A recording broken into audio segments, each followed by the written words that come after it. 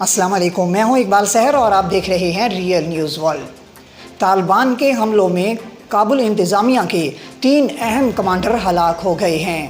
اطلاعات کے مطابق ہرات اور شبرغان میں کابل انتظامیہ کے 3 اہم کمانڈر طالبان کے ساتھ مختلف جھڑپوں میں ہلاک ہو گئے ہیں۔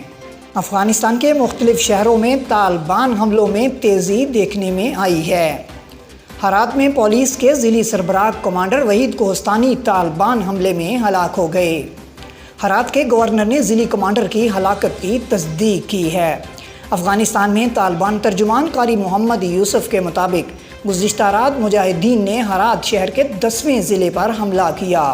ترجمان کے مطابق اس دوران 6 فوجی باشمول ضلعی سربراہ وحید کوہستانی جو کہ ایک ظالم انسان تھا جھڑپوں میں ہلاک کر دیے گئے، جبکہ باقی فرار ہو گئے۔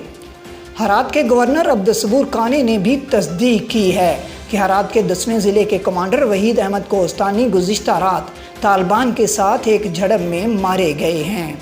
ادھر جوزجان کے دارالحکومت شبرغان کے مضافات میں متعدد چوکیوں اور بڑے علاقوں پر طالبان مجاہدین نے قبضہ کر لیا۔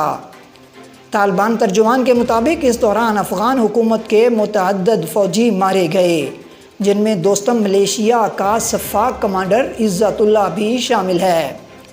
طالبان ترجمان ذبیح اللہ مجاہد کے مطابق مجاہدین شہر کی طرف پیش قدمی کر رہے ہیں اور سرپل بندرگاہ، پیر مزید، کازان کول اور عرب خانہ علاقوں میں لڑائی جاری ہے۔ ذرائع کے مطابق ہرات شہر میں گزشتہ رات اسماعیل خان کی ملیشیا کے مشہور کمانڈر شیر احمد دربند مجاہدین کے ساتھ لڑائی میں شدید زخمی ہو گئے تھے۔